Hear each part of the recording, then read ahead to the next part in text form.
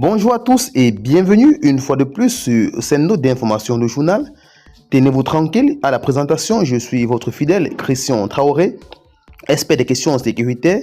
Et dans cette vidéo, nous allons vous amener du côté du Niger où nous avons la fille de Mohamed Bazoum, Zizia Bazoum, qui fait de graves révélations à propos de l'arrestation de son père. Une lettre ouverte, poignante que la fille de Mohamed Bazoum, le président nigérien démocratiquement élu, adresse à la communauté internationale pour demander la libération de son père et de sa famille détenus par les putschistes depuis le 26 juillet dernier. Zizia Bazoum demande également le rétablissement de l'ordre dit constitutionnel dans son pays, le Niger. Écoutons ensemble la lettre de ces derniers. Mon père, le président de la République du Niger, Mohamed Bazoum, démocratiquement élu, il y a 2 ans, victime d'une haute trahison, est retenu en otage, séquestré avec ma mère, Khadija Bazoum, et mon petit frère, Salem Bazoum, depuis le 26 juillet dernier. Je remercie chaleureusement toutes les personnes qui ont réagi à mon premier cri de cœur, publié dans le quotidien britannique The Guardian, pour dénoncer les conditions de leur détention. Grâce à elles, le médecin de la famille est autorisé à leur rendre visite occasionnellement et à leur fournir quelques vivres. Le compteur de l'électricité est, en revanche, toujours délibérément éteint. Je précise qu'ils sont enfermés dans une résidence en béton où les températures peuvent dépasser 40 degrés. Ils sont assez souvent privés d'eau pour se laver ou se rafraîchir. Ils sont détenus de manière arbitraire comme des grands criminels avec une horde de militaires les entourant et des mitrailleuses de braquer en leur direction. Quel est leur sort pour mériter un tel sort? Notre famille, poursuit-elle, est connue pour sa simplicité et sa bienveillance. Mon père ne cessait de rappeler que nous avons un devoir envers le peuple nigérien et que jamais il ne trahirait sa confiance puisqu'il a fait le serment le jour de son investiture à la magistrature suprême. Mes parents nous ont toujours encouragés à avoir une vie discrète et humble. Ils m'ont encouragé à me déplacer à Niamey sans chauffeur ni garde. En effet, je circule seul, librement, et j'ai toujours été accueilli avec beaucoup de bienveillance par la population nigérienne. Elle poursuit en disant que sa famille n'a jamais été menacée.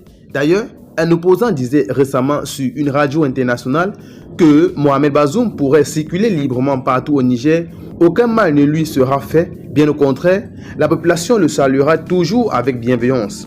Alors pourquoi ces preneurs d'otages traitent sa famille ainsi, s'interroge-t-elle.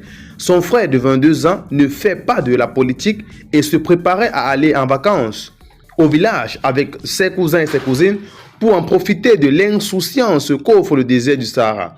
Aujourd'hui, malheureusement, il se trouve à se demander s'il sortira vivant de cette situation. Sa mère a toujours été le premier soutien de son père, a décidé d'accompagner le programme du gouvernement à travers sa fondation Nord pour aider son père dans le développement du Niger. Elle a accompli en 2 ans, au profit du peuple nigérien, des projets qu'aucune autre fondation de première dame au Niger n'avait réalisés.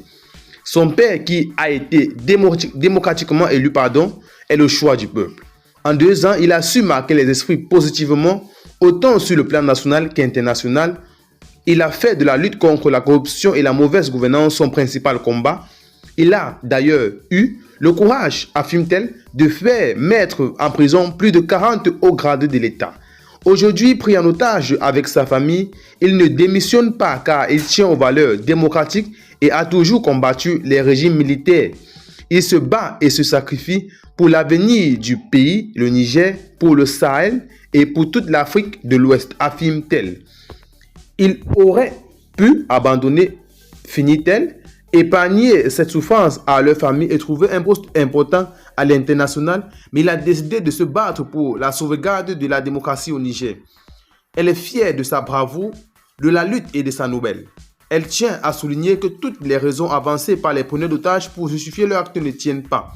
Le Niger était en train de connaître une croissance économique exceptionnelle. Un taux de croissance à 2 chiffres était prévu à partir de l'année prochaine. La pauvreté a baissé de 55 à 43%. Des résultats positifs ont été obtenus sur le plan sécuritaire. D'ailleurs, une vidéo montrant un des preneurs d'otages félicitant la politique sécuritaire de son père circule sur la toile. C'est en quelque sorte le résumé du message passé par la fille de Mohamed Bazoum, Zazia Bazoum, qui appelle ainsi à l'aide pour la libération de son père.